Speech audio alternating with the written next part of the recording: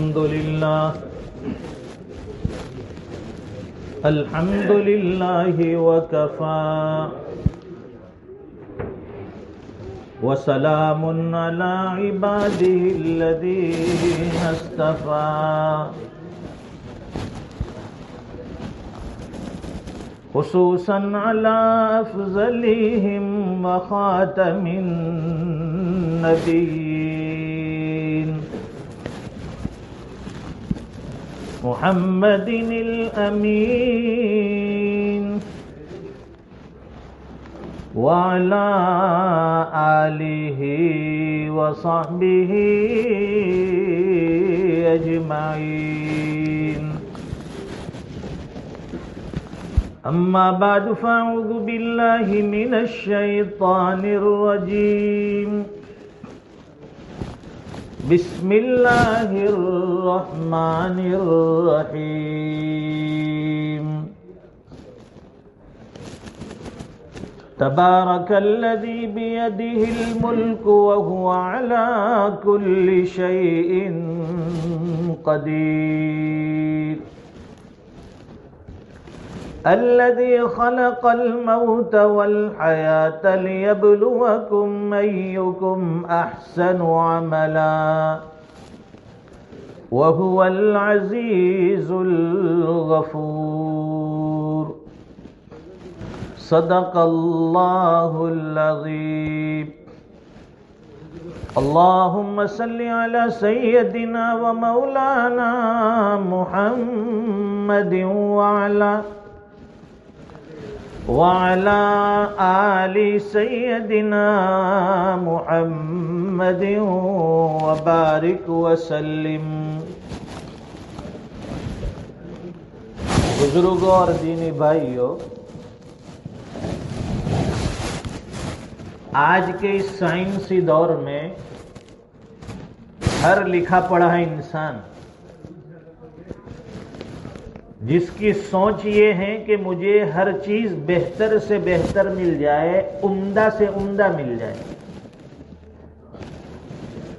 لباس ہو، جوتے ہو، گاڑی ہو، مکان ہو، ہر چیز میں اس کی سوچ یہ ہے کہ مجھے بہترین کوالٹی والی چیز مل جائے، اور اچھی چیز کے لیے وہ اچھا پے کرنے کے لیے، زیادہ قیمت دینے کے لیے بھی تیار ہے. اس لیے اب کمپنی والوں نے دو چیزیں ایجاد کی. ہر کمپنی والے دو چیزیں نکالتے ہیں، ایک لو پرائز اور ایک زیادہ قیمت والی، کہ بھائی جسے ہلکی چیز لینی ہو کم قیمت والی، وہ کم قیمت والی لے لے، جو زیادہ پیسے خرچ کر کے اچھی کوالٹی والی چیز لینا چاہے وہ اچھی کوالٹی والی چیز لے. دنیا کے ایک معمولی انسان جب اس کی سوچ یہ ہے کہ مجھے ہر چیز بہتر مل جائے، کوالٹی والی مل جائے، عمدہ مل جائے، تو اللہ رب العزت احکم الحاکمین جو اپنی رضا، اپنی لقاء، اپنی جنت ہمیں ہمارے عملوں کے بدلے میں عطا فرمانے والے ہیں، تو اللہ بھی بندوں سے یہ چاہتے ہیں کہ میرے بندے تو میرے دربار میں بہترین یعنی کوالٹی والے اعمال پیش کر، بہترین اعمال پیش کر. اللہ فرماتے ہیں الذی خلق الموت والحیاة لیبلوکم ایکم احسن عملا. اللہ وہ ہے جس نے موت اور حیات کو پیدا کیا، لیبلوکم ایکم احسن عملا، تاکہ تم کو آزمائے کہ تم میں سے کون بہترین عمل کرتا ہے. اللہ بھی دیکھنا چاہتے ہیں، اس لیے فرمایا کہ جس نماز میں انسان دنیا کی سوچوں میں گم ہو جائے، وہ نماز پھٹے کپڑے کی طرح اس کے منہ پر مار دی جاتی ہے. بہت سے روزے دار ایسے ہیں کہ روزے میں سوائے بھوکا اور پیاسا رہنے کے انہیں کچھ حاصل نہیں.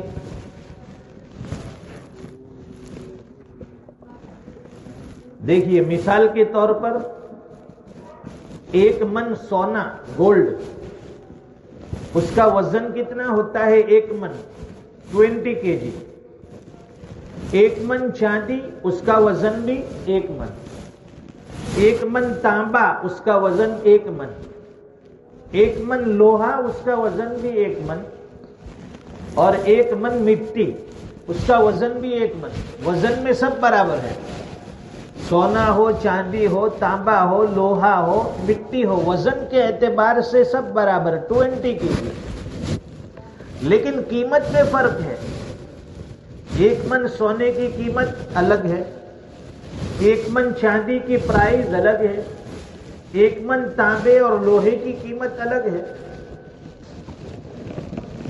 ابھی عصر کی نماز ہم لوگوں نے پڑھی، سب نے پڑھی الحمدللہ، لیکن اس میں اللہ تعالیٰ کسی کی نماز پر سونے کا بھاؤ اسے دیں گے، کسی کی نماز پر اسے چاندی کا بھاؤ دیں گے، کسی کی نماز پر تانبے اور لوہے کی پرائز اسے دیں گے، اور کسی کی نماز کو مٹی کے بھاؤ میں بھی قبول نہیں کریں گے. اللہ حفاظت فرمائے. نماز سب نے ایک جیسی ادا کی، لیکن دل کے خشوع کا فرق ہے. وہ کتنی محبت کے ساتھ، کتنی عظمت کے ساتھ، کتنی دل لگی کے ساتھ اللہ کے دربار میں عبادت کر رہا ہے، اس کے اعتبار سے اللہ کے یہاں پرائز طے ہوتی ہے، قیمت لگتی ہے. اور انسان جو ہے اس کا مزاج ہے ناشکرا، بڑا ناشکرا مزاج ہے اس کا، کبھی وہ شکر گزاری نہیں کرتا. کسی کا اچھا خاصا بزنس ہو، کاروبار ہو، آپ اسے پوچھئے کہ بھائی بزنس کیسا چل رہا ہے؟ لوگ دیکھ رہے ہیں کہ اچھا بزنس ہے، لوگ آ رہے ہیں، بکری ہو رہی ہے، پروفٹ بھی ہو رہا ہے. آپ اسے پوچھیں گے بزنس کیسا ہے، تو اس کی زبان پر یہ جملہ ہوگا کہ بس دال روٹی نکل جاتی ہے. یہ ناشکری کے کلمات ہیں. اللہ دے رہا ہے، اللہ کی نعمتوں کا شکر ادا کرنا چاہیے کہ بھائی اللہ اتنا دے رہا ہے، میرے گمان سے زیادہ، میری حیثیت سے زیادہ مجھے دے رہا ہے، اور زبان پر ہے دال روٹی نکل جاتی ہے. قرآن کریم میں اللہ فرماتے ہیں لَإِن شَكَرْتُمْ لَأَزِيدَنَّكُمْ.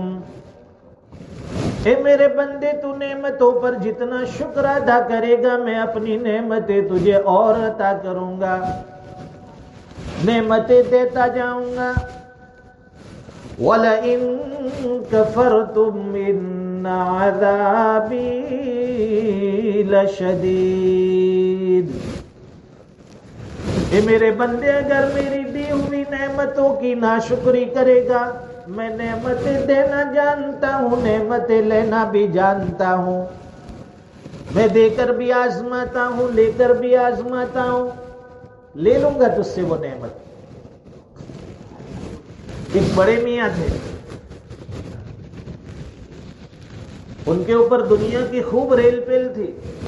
بعض مرتبہ ہوتا ہے نا، انسان کے اوپر خوب اللہ کی طرف سے عنایتیں، نعمتیں ہوتی ہے، مال خوب مل رہا ہے، دولتیں آ رہی ہے، وہ پاؤنڈ کے پاؤنڈ بیٹھ کر گن رہا ہے، اسے جمع کر رہا ہے، لاکر میں رکھتا ہے، بینک میں رکھتا ہے، انویسٹمنٹ کرتا ہے،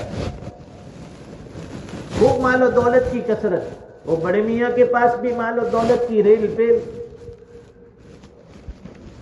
اب وہ سوچنے لگے، ہمیں تو ایسا اندازہ ہوتا ہے زیادہ مال و دولت مل جائے کہ بھائی اللہ کی مجھ پر کتنی مہربانی ہے، کہ میں اللہ کے یہاں کتنا مقبول بندہ ہوں کہ خوب مجھے نعمتوں سے، دولتوں سے نواز رہا ہے. لیکن اللہ والوں کی نظر الگ ہوتی ہے.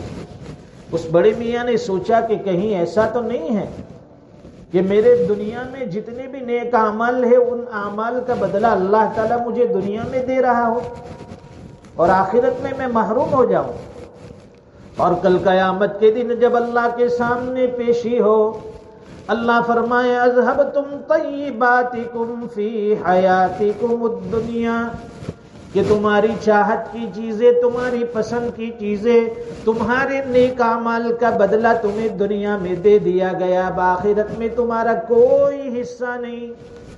تو ڈرتے تھے، اور ڈرنے کی وجہ سے پھر دعا کرتے تھے، اے الہ العالمین اب مجھے کوئی نعمت نہیں چاہیے، نہ مال و دولت چاہیے، نہ دوسری دنیا کی کوئی چیز چاہیے، مجھے کچھ نہیں چاہیے۔ وہ دعا کرتے تھے، نہ کہتے تھے۔ ہم دعاؤں میں مانگتے ہیں اللہ فلاں عطا فرما، گاڑی اچھی دلا دے، بیوی اچھی دلا دے، مکان اچھا دلا دے، جاب اچھا دلا دے۔ ہم دعاؤں میں مانگتے ہیں، اور مانگنا بھی چاہیے اللہ سے۔ اب وہ بڑے میاں دعا مانگتے تھے کہ اللہ کچھ مجھے نہیں چاہیے، نہیں دے، مجھے کچھ مت دینا۔ وہ جتنا نہ کہتے تھے اللہ تعالیٰ اور نعمتیں دیتے تھے۔ وہ گاڑی کے لیے منع کرتے، گاڑیاں ملتی، مال و دولت کے لیے منع کرتے اور مال و دولت ملتا۔ اب وہ بھی پریشان۔ اللہ سے پھر کہنے لگا الہ العالمین میں تو بار بار کہتا ہوں کہ مجھے یہ دنیا کی دولت نہیں چاہیے، یہ دنیا کا ساز و سامان نہیں چاہیے، یہ نعمتیں نہیں چاہیے، پھر بھی تو مجھے کیوں عطا کرتا ہے؟ الہام ہوا، اللہ کی طرف سے جواب ملا۔ فرمایا میرے بندے تجھے شکر ادا کرنے کا طریقہ آ گیا، تجھے شکر ادا کرنے کا طریقہ آ گیا، اس لیے میری نعمتیں تجھ پر اور برسائی جا رہی ہے۔ جب تک تو شکر ادا کرے گا میں اپنی نعمتیں تجھ پر لٹاتا رہوں گا۔ تو شکر ادا کرنا سیکھو اللہ سے۔ شکر دو طرح سے ادا کیا جاتا ہے، ایک تو زبان سے، ہر چیز پر اللہ کا شکر۔ صبح اٹھیں الحمدللہ اتنے بجے میں اٹھ گیا نماز کے لیے، الحمدللہ اتنے بجے میں جاب پر چلا گیا، الحمدللہ میرے بچے نے ایگزام پاس کر لیا، الحمدللہ میرے گھر میں بچہ ہوا، الحمدللہ میرے کاروبار میں اتنا پروفٹ ہوا، الحمدللہ آج میں نے فلاں جگہ دعوت کھائی۔ ہر چیز میں الحمدللہ، اللہ کی تعریفات کے کلمات۔ اور شکر ادا کرنے کا دوسرا طریقہ کہ انسان نافرمانی سے بچ جائے، اللہ کی منع کردہ چیزوں سے بچ جائے۔ یہ دو طریقے جس بندے کو آگے، اس کے لیے دنیا میں جینا ایک دم آسان، اللہ کی نعمتیں اس پر برسائی جائے گی۔ ہم نے دنیا میں کوئی آزمائشیں نہیں دیکھی، کوئی حالات نہیں دیکھے جو ہمارے بڑوں نے دیکھے ہیں۔ قرآن کریم میں اللہ فرماتے ہیں وَلَنَبْلُوَنَّكُمْ بِشَيْءٍ مِّنَ الْخَوْفِ وَالْجُوعِ وَنَقْصٍ مِّنَ الْأَمْوَالِ وَالْأَنفُسِ وَالثَّمَرَاتِ وَبَشِّرِ الصَّابِرِينَ۔ حق تعالی شانو فرماتے ہیں کہ ہم ضرور بھی ضرور تمہیں چند چیزوں میں آزمائیں گے۔ بندے کی آزمائش ہوگی، امتحان ہوگا۔ من الخوف، اللہ فرماتے ہیں کہ پہلی چیز فرمائی کہ ہم تمہیں خوف کے ذریعے آزمائیں گے، ڈر کے ذریعے آزمائیں گے۔ خوف آئے گا انسان کے اوپر، ڈر پیدا ہوگا۔ ہوتے ہیں زندگی میں کئی مواقع ایسے کہ آدمی ڈر جاتا ہے، آؤٹ آف کنٹرول ہو جاتا ہے، اسے سمجھ میں نہیں آتا اب میں کیا کروں، گھبرا جاتا ہے۔ تو فرماتے ہیں کہ ہم خوف کے ذریعے تمہیں آزمائیں گے، تمہارے اوپر خوف مسلط کر دیا جائے گا کہ بھائی فلاں مجھے مار دے گا، فلاں مجھے نقصان پہنچائے گا، فلاں کی وجہ سے میری گرفتاری ہو جائے گی۔ لیکن دنیا میں سب سے زیادہ جو خوف تھا اللہ کے نبی پر خوف تھا۔ کیسا خوف؟ ہجرت کا سفر کرنا ہے، گھر میں تنے تنہا ہے، اور باہر مشرکین مکہ ننگی تلوار لے کر کھڑے ہیں کہ جب آپ گھر سے باہر نکلیں گے الیاذ باللہ آپ کو شہید کر دیا جائے گا۔ سوچئے جو بندہ گھر میں اکیلا ہو اور دشمن باہر تلوار لے کر کھڑا ہے، اس بندے کے دل پر کیسا خوف ہوگا۔ اگر گھر کے باہر کوئی مشین گن لے کر، رائفل لے کر کھڑا ہو جائے، انتظار کرنے لگے کہ جب وہ باہر نکلے میں اسے شوٹ کر دوں، کوئی بندہ ہمت نہیں کرے گا، وہ ڈر جائے گا میں کہاں چھپ جاؤں، کیسے اپنی جان بچا لو۔ حضور پاک صلی اللہ علیہ وسلم اللہ کا نام لے کر گھر سے نکلے. وما رمیت اذ رمیت ولکن اللہ رمی. اللہ کا نام لے کر آپ گھر سے نکلے, ہجرت کے سفر کے لیے روانہ ہوئے, اور آپ غار ثور میں جا کر روپوش ہو گئے, چھپ گئے. اللہ کے رسول جب صبح ہوئی دیکھا گھر میں سے نہیں نکلے. مشرکین مکہ پریشان تھے, قریش پریشان تھے کہ کہاں چلے گئے. مکہ کے قریشوں نے پھر یہ اعلان کیا, آفر دیا کہ جو بھی محمد الرسول اللہ کو پکڑ کر لائے گا اسے 100 اونٹوں کا انعام دیا جائے گا. وارنٹ جاری ہوا, وارنٹ, یہ گرفتار کر کے لاؤ کہیں سے بھی, اور جو بھی گرفتار کر کے لائے گا اسے 100 اونٹ ملیں گے. اور 100 اونٹ اس زمانے میں موجودہ دور کی 100 کاریں.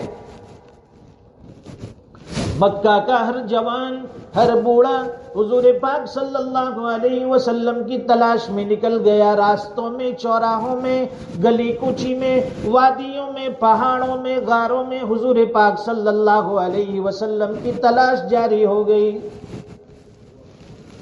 آپ کو تلاش کیا جانے لگا. تلاش کرتے کرتے کچھ لوگ غار ثور تک بھی پہنچ گئے. صدیق اکبر رضی اللہ تعالیٰ عنہ فرماتے ہیں کہ وہ غار ثور کے اتنا قریب آ گئے تھے کہ اگر وہ اپنے قدم پر نظر کرتے تو ہمیں دیکھ لیتے. حضرت ابوبکر فرماتے کہ ہم لوگ اندر سے ان کے قدم دیکھ رہے تھے, اتنا قریب دشمن آ گیا تھا. دل میں کتنا خوف ہوگا کہ ابھی یہ دیکھ لے گا, ابھی ہماری جان لے لے گا. حضور پاک صلی اللہ علیہ وسلم پر خوف کے حالات آئے. اللہ نے نصرت مدد فرمائی. ہر حال میں صبر کرنا ہے, جو بھی حالات آئے تکلیف پریشانی کے, ہمیں اس پر صبر کرنا ہے. اور قرآن کریم کی اس آیت میں اللہ فرماتے ہیں وَلَنَبْلُوَنَّكُمْ بِشَيْءٍ مِّنَ الْخَوْفِ وَالْجُوعِ. دوسری چیز فرمائی کہ ہم تمہیں بھوک کے ذریعے سے آزمائیں گے. بھوک بھی انسان کو برداشت کرنی پڑے گی. یہاں تو آپ کے ملک میں تو اس کا احساس نہیں ہوتا کہ بھوک کیا چیز ہے. کھانے پینے کے لوگ بڑے شوق رکھتے ہیں, بڑا ذوق رکھتے ہیں, اور روزانہ نئی نئی ریسٹورینٹ اوپن ہوتی رہتی ہے, ٹیک اوے اوپن ہوتے رہتے ہیں, اور ہمارے جوان وہ چیک کرتے رہتے کہ کون سا نیا ریسٹورینٹ اوپن ہوا ہے, چلو پہلے جا کر ٹیسٹ کر لے, کھا لے. یہاں بھوک کا سوال نہیں, لیکن رمضان میں روزے کی حالت میں اس کا کچھ اندازہ ہوتا ہے کہ بھئی بھوک کیا چیز ہے. حضور پاک صلی اللہ علیہ وسلم کی زندگی اٹھا کر دیکھیے. سیدہ عائشہ صدیقہ رضی اللہ تعالیٰ عنہ فرماتی ہے کہ نبوت کی 23 سال ایسے گزرے کہ میرے محبوب صلی اللہ علیہ وسلم کو مسلسل 3 دن تک پیٹ بھر کر کھانا نصیب نہیں ہوا.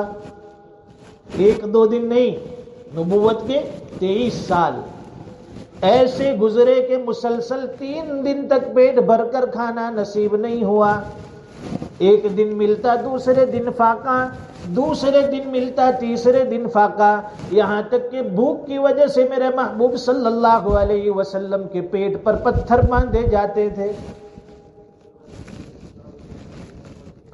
سیدہ عائشہ صدیقہ رضی اللہ تعالیٰ عنہ فرماتی ہے کہ 2 چیزوں پر ہمارا گزر ہوتا تھا کئی مہینے تک. صرف 2 چیزوں پر گزر ہوتا, چند کھجوریں کھا لی, پانی پی لیا, اسی پر ہمارا گزر ہو گیا. نہ روٹی ہے نہ رائس ہے. ہمارے یہاں تو کھانے پینے کا بھی مینیو ماشاءاللہ باقاعدہ کہ بھائی شروع میں اسٹارٹر دیا جائے, اور اسٹارٹر میں بھی کباب ہو, چوپس ہو, فلاں ہو, ٹکے ہو. اب اس کے بعد الگ الگ طرح کی کری, الگ الگ سالن ترکاری, اور ساتھ میں فلاں ڈیزرٹ, لسی, کوک. وہاں اللہ کے نبی کے یہاں حالت دیکھیے, کئی مہینے 2 چیزوں پر گزر. 2-4 کھجوریں کھا لی اور پانی پی لیا. سیدہ عائشہ صدیقہ رضی اللہ تعالیٰ عنہ فرماتی ہیں کہ ہمارے گھر میں چولہے کے اندر گھاس اگ نکلتی تھی، چولہے میں گھاس اگتی تھی. جب کئی مہینوں تک چولہے میں آگ نہیں جلے گی تو ظاہر ہے کہ اس میں سے گھاس اگ کر باہر آئے گی. یہ بھوک کی حالت حضور پاک صلی اللہ علیہ وسلم کی. سیدہ فاطمہ الزہرا رضی اللہ تعالی عنہا نے ایک مرتبہ اپنے گھر میں روٹیاں بنائی، 4 روٹیاں بنائی. ایک روٹی حضرت علی رضی اللہ تعالیٰ عنہ کو دی، ایک روٹی حضرت حسن رضی اللہ تعالیٰ عنہ کو دی، ایک روٹی حضرت حسین کو دی اور ایک روٹی اپنے حصے کی. جب اپنے حصے کی روٹی کھانے لگی، منہ میں ایک لقمہ رکھا، خیال آیا کہ فاطمہ تو مزے لے کر روٹی کھا رہی ہے، پتہ نہیں تیرے ابا محمد الرسول اللہ کو کھانا ملا ہے یا نہیں. یہ سوچ کر اپنے حصے کی روٹی کپڑے میں لپیٹ کر لے گئی. حضور کے دروازے پر دستک کی، پوچھا کون؟ فاطمہ. کہا کہ بیٹی کس لیے آنا ہوا؟ کہ ابا میں آپ کے لیے کچھ ہدیہ لائے ہوں. اور رومال میں سے وہ روٹی نکال کر دی. حضور پاک صلی اللہ علیہ وسلم نے اس روٹی کا ایک لقمہ اپنے منہ پہ رکھا، ایک ٹکڑا اپنے منہ میں رکھا، فرمایا کہ قسم ہے مجھے اس پروردگار کی جس کے قبضے میں میری جان ہے، بیٹی آج 3 دن ہو گئے تیرے باپ کے منہ میں روٹی کا ایک لقمہ نہیں گیا. اللہ اکبر، کتنی بھوک برداشت. اور ہم اسی نبی کے امتی ہیں، اسی نبی کے نام لیوا ہے.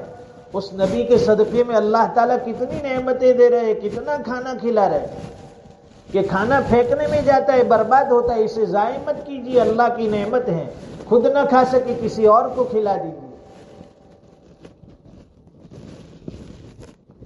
وَنَقْسِم مِّنَ الْأَمْوَالِ، اور تیسری چیز آیت میں فرمائی کہ ہم تمہیں مال میں کمی کے ذریعے آزمائیں گے.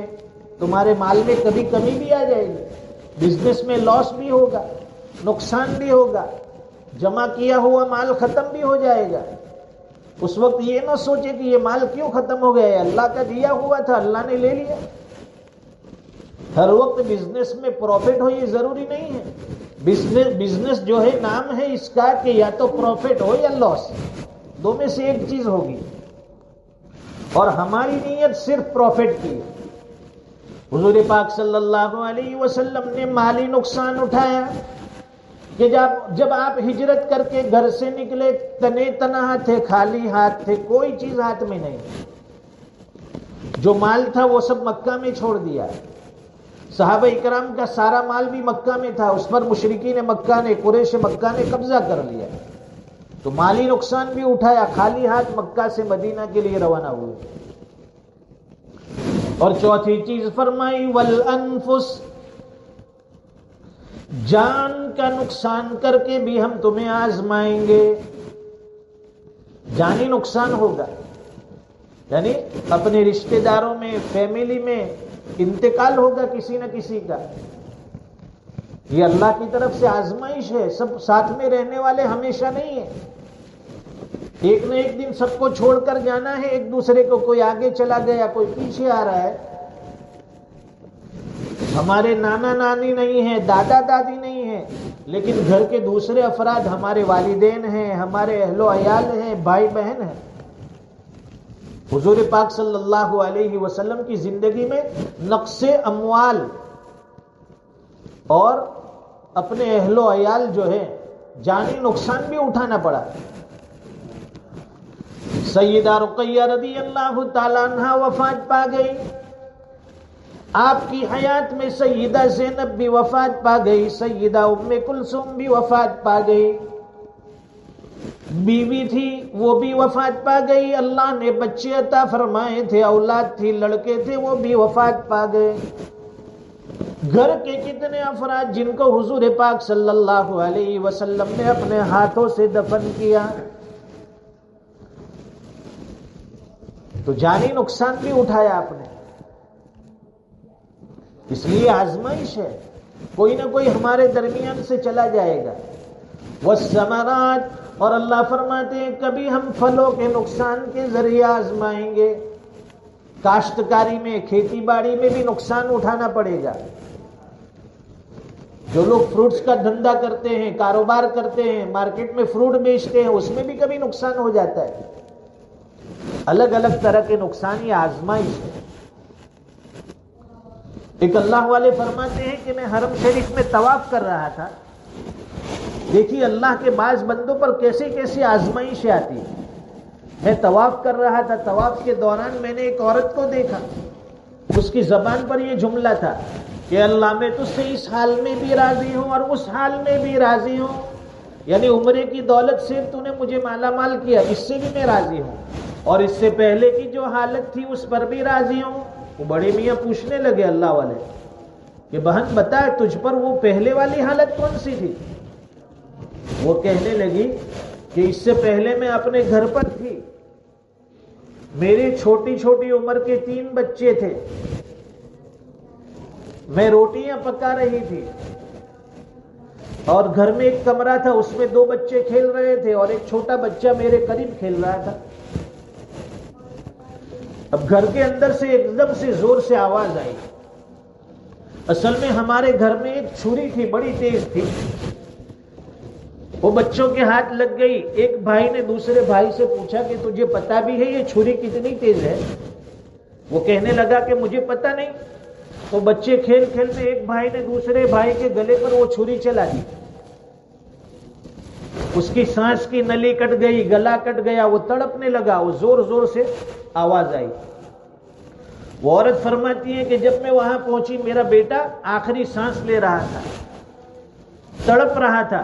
میں نے اس کی لاش کو اٹھایا اور گھر کے صحن میں جہاں چارپائی تھی وہاں جا کر ڈال دیا. اب میں نے سوچا کہ میرا وہ دوسرا بیٹا کہاں ہے؟ وہ ڈر کے مارے چھپ گیا تھا کہیں پر. اسے میں نے تلاش کیا تو ہمارے گھر کے صحن میں جہاں لکڑیاں رکھی ہوتی ہے جلانے کے لیے، لکڑیوں کے پیچھے جا کر وہ چھپ گیا تھا. وہاں جا کر اسے دیکھا تو وہاں بھی اصل میں ایک سانپ بیٹھا ہوا تھا. اس سانپ نے اس بچے کو ڈس لیا اور وہ بھی وہاں مرا پڑا تھا. میں نے اس کی بھی لاش اٹھائی اور وہ پہلے بچے کے ساتھ چارپائی پر لا کر ڈال دیا. پھر میں نے سوچا کہ وہ میرا تیسرا بچہ جو کھیل رہا تھا وہ کہاں ہے؟ وہ زمین پر رینگتا تھا. وہ زمین پر رینگتے رینگتے وہ بھی تنور کے اندر جا کر گر گیا جس میں آگ جلتی تھی. میں نے اندر سے اس کی بھی جلی ہوئی لاش نکالی اور تینوں بچوں کو صحن میں رکھا، انہیں غسل دیا، کفن دیا، تدفین ہوئی.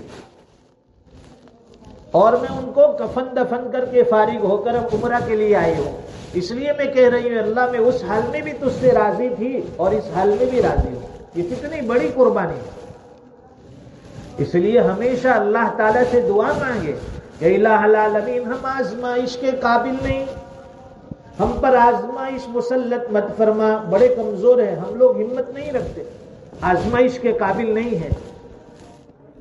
اللہ تعالیٰ ہماری حفاظت فرمائے، اعمال صالحہ کی توفیق عطا فرمائے، اور بہتر سے بہتر عمل کی اللہ تعالیٰ ہمیں توفیق دے. جو قرآن کریم کی آیت میں اللہ فرماتے ہیں الذی خلق الموت والحیات لیبلوکم ایکم احسن عملا، کہ تم میں کون ہمارے دربار میں بہترین کوالٹی والے اعمال پیش کرتا ہے. اللہ یہ دیکھنا چاہتے ہیں. اللہ تعالیٰ ہمارے عملوں کو بھی قبول کر لے. ٹوٹا پھوٹا کر رہے ہیں، یہ روزہ رکھ تو رہے ہیں لیکن اس قابل نہیں ہے کہ اللہ کے دربار میں قبول ہو جائے. اللہ تو فضل فرما دے تاکہ ہمارا یہ روزہ تیرے دربار میں قبول ہو جائے. نمازیں پڑھ رہے ہیں لیکن کیا پتا کہ ہماری نماز اللہ کے دربار میں قبول ہے بھی یا نہیں. اللہ سے دعا مانگے، ہر عمل کے بعد دعا مانگے. ربنا تقبل منا انک انت السمیع العلیم، کہ ہم نے عمل کر دیا اب قبولیت کی بھی دعا مانگنی ہے. ایسا نہیں ہے کہ پڑھ کر فارغ ہو گئے، عمل کر کے فارغ ہوئے. عمل کرنے کے بعد اس کی قبولیت کی اللہ سے دعا مانگنی ہے. اس لیے دعا فرمائیں اللہ تعالی ہمارے اعمال کو قبول فرمائے. اللہم صلی علی محمد وبارک وسلم. ربنا آتنا فی الدنیا حسنہ وفی الآخرۃ حسنہ وقنا عذاب النار. اے اللہ ہمارے گناہوں کو معاف فرما، خطاؤں سے درگزر فرما، رحم کا کرم کا معاملہ فرما، ستاری غفاری کے فیصلے فرما. اے اللہ عمر کا بہت بڑا حصہ گناہ کرتے کرتے گزر گیا ہے، نافرمانیوں میں گزر گیا ہے، اے اللہ اپنی مرضی کی زندگی جیتے رہے، اپنی چاہت کی زندگی جیتے رہے، اے اللہ باقی زندگی آپ کی مرضیات والی جینے والا بنا دے، شریعت پر عمل کرنے کا جذبہ عطا فرما دے، 100% شریعت پر چلنے والا بنا، اے اللہ شریعت کے احکام کا عامل بنا دے، گھروں میں چین سکون عطا فرما، نسلوں میں دین زندہ فرما، دین کی بقا کے فیصلے فرما۔ اے اللہ کتنا پاکیزہ مہینہ عطا فرمایا، کتنا بابرکت مہینہ عطا فرمایا، جس کے دن رات میں رحمتوں کی برخا برستی ہے، رحمتیں لٹائی جاتی ہے۔ اے اللہ اے اللہ اے اللہ زیادہ سے زیادہ اس ماہ مبارک کی قدر دانی عطا فرما، اعمال صالحہ کی زیادہ سے زیادہ توفیق عطا فرما، جو بھی ٹوٹے پھوٹے اعمال ہو سکے اللہ اپنے دربار میں قبول فرما، ہماری نجات کا ذریعہ بنا۔ اے اللہ ہمارے والدین کی عمروں میں برکت عطا فرما، اے اللہ ان کا سایہ سلامتی کے ساتھ ہمارے سروں پر دیر تک قائم دائم فرما۔ اے اللہ اگر والدین یا دونوں میں سے کوئی ایک دنیا سے پردہ فرما گئے، اے اللہ ان کی قبروں پر نور برسا دے، ان کی بھرپور مغفرت فرما دے، اے اللہ جنت میں ان کو بہتر سے بہتر بدلہ عطا فرما، اعلیٰ سے اعلیٰ مقام عطا فرما۔ اے اللہ ہمارے روزے قبول فرما، ہماری تراویح قبول فرما، تیرے راستے میں خرچ کرنا قبول فرما۔ اے اللہ آپ جیسے اعمال ہم سے چاہتے ہیں ویسے اعمال ہم سے کروا لیجئے۔ اے اللہ ہم کمزور ہیں، ہم چاہ کر بھی نہیں کر سکتے، اے اللہ آپ ہم سے اے اللہ نیک اعمال کروا لیجئے، ہم چاہے نہ چاہے اے اللہ ہم سے نیک اعمال کروا لیجئے۔ اے اللہ آنے والی زندگی کو گزری ہوئی زندگی کا کفارہ بنا دے، آنے والے وقت کو گزرے ہوئے وقت سے بہتر فرما دے۔ اے اللہ ہر قسم کے مہلک امراض سے حفاظت فرما، ہر چھوٹی بڑی بیماریوں سے حفاظت فرما۔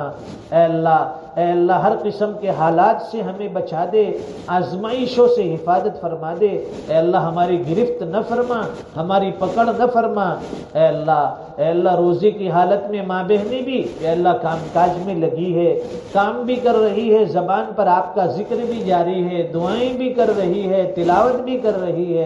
اے اللہ ماں بہنوں کے اعمال بھی قبول فرما لے، نمازوں میں کھڑا ہونا آسان فرما، تراویح میں کھڑا ہونا آسان فرما، تلاوت قرآن ہمارے لیے آسان فرما، روزے والی عبادت ہمارے لیے آسان فرما۔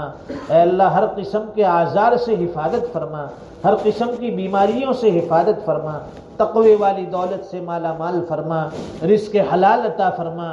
اے اللہ حرام اور شبے والے رزق سے حفاظت فرما، ہماری اولاد کو، ہمارے اہل و عیال کو ہماری آنکھوں کی ٹھنڈک بنا دے، دین کے لیے قبول فرما لے۔ اے اللہ خوشگوار زندگی عطا فرما، بہتر سے بہتر زندگی عطا فرما۔ اے اللہ زندگی اور موت آپ کی رضا والی، آپ کی مرضیات والی عطا فرما، جو مانگا وہ بھی عطا فرما، مانگنے سے رہ گیا بغیر مانگے اس سے بہتر و بڑھ کر عطا فرما۔ دعائیں اپنے فضل و کرم حبیب پاک صلی اللہ علیہ وسلم کے صدقے تو فعل قبول و منظور فرما۔ ربنا تقبل منا انك انت السميع العليم وتب علينا انك انت التواب الرحيم صلی اللہ علی النبی الکریم آمین برحمتک یا ارحم الراحمین۔